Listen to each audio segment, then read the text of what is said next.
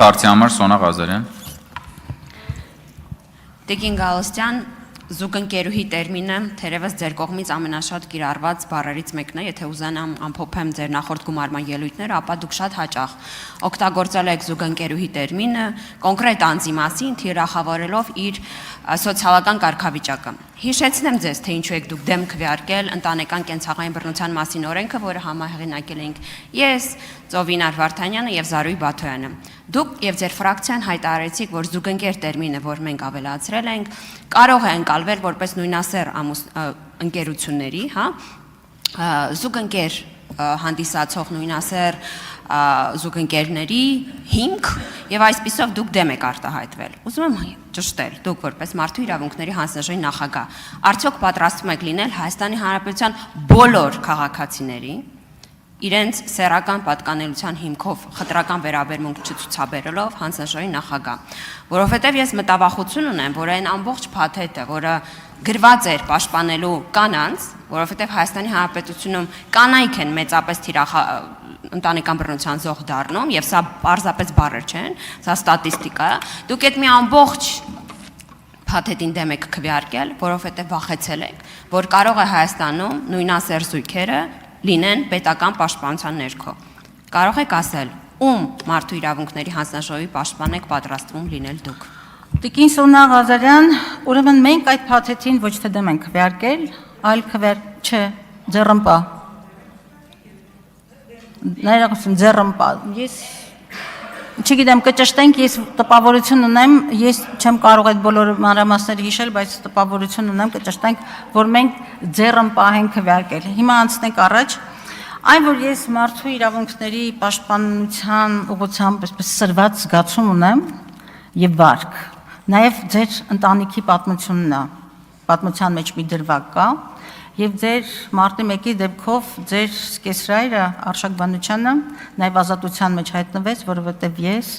լինելով այդ ժամանակ կոալիցիայի անդամ, ես հարգելով մարդու իրավունքները եւ Արշակ Բանուչյանի մշակութային էությունը եւ այլն, իմ միջնորդությամբ հայտնվել են նաեւ ազատության մեջ, այնպես որ ես մարդու իրավունքների նկատմամբ իմ հավատարմությունը եւ նվիրումը ապացուցելու եւ դրա մասին բարձրաձայնելու կարիք չեմ էլ տեսնում։ Եվ ես իմ խոսքը կառուցել էի այն ուրեմն արժեհամակարգի վրա, որ Հայաստանում Կարծեմ Վիլեն Գաբրելյանն էլ հենց այդ կոնտեքստով պատասխանեցի, որ Հայաստանում պաշտպանության կարիք ունեն Հայաստանի Հանրապետության բոլոր քաղաքացիները անկախ սեռից, ազգային պատկանելությունից, կրոնական եւ քաղաքական հայացքներից։ Արձագանք։ Տիկին Գալստյան, կարիք չկա ասելու, ինչ հրաշալի մարդ է իմ սկեսրարը, ինձ թվում է այդ մասին խոսելն ավելորդ է եւ շնորհակալ եմ ձեզ մարտի 1-ին աջակցության շրջանակներում, բայց իմ հարցը շատ ավելի կոնկրետ է, Տիկին Գալստյան։ Նախ ափսոսում եք դուք, որ երբևէ առաջին տիկնոջը դիմելիս իր մասին խոսելիս դիմել եք որպես զուգընկերուհի թիրախավորելով ուրեմն իր սոցիալական կարգավիճակը, որտեղ շատ հստակ էր այն բացասական կոնոտացիան, որ դուք տալիս եք բառակապակցությանը, դա մեկ։ Երկրորդը ի պատիվ Աննա Մկրտչյանի նախորդարանում միակ կին ընդդիմադիր պատգամավորն է եղել, ով քվեարկել է ձեռնպահ մնացած բոլոր կին պատգամավորները, ինչ եմ շեշտում, որտեղ այստեղ խոսում ենք կանացի սոլիդարության մասին,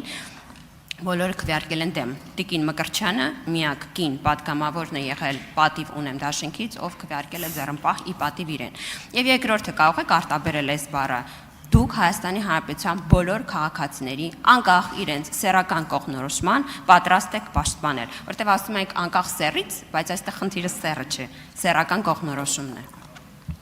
Ուրեմն ավելացրեք սեռական կողմնորոշում բառը, իսկ ինչ վերաբերում է զուգընկերուհուն, ես զուգընկերուհին մեկ ելույթում եմ օգտագործել եւ շատ լավ հիշում եմ կոնտեքստը վերաբերում էր Հայաստանի Հանրապետության վարչապետի,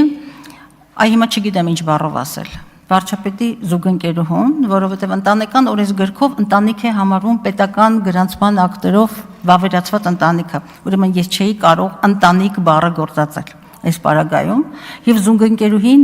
ամենապատշաճ բառն է եւ հետո լրատվամիջոցներում շարունակ ուրեմն այդ կարգավիճակն է նշվում եթե կա ավելի կոռեկտ բառ սահմանում, խնդրում եմ ասեք, բայց բացարձակապես նույնիսկ այդ տեքստում, որը մեկ տեքստ է եղել, ոչ թե թիրախավորվել է որպես Աննա Հակոբյանը որպես կին կամ որևէ այլ հանգամանքով, այլ կոնտեքստը եղել է քաղաքական եւ ես չեմ էլ հիշում անրամասները, վստահաբար խոսել եմ Հայաստանի Հանրապետության վարչապետի քաղաքականությունից։ Արման Եղոյան։ Տիկին Գալստյան, եկեք շարունակենք մեր երկվա խոսակցությունը։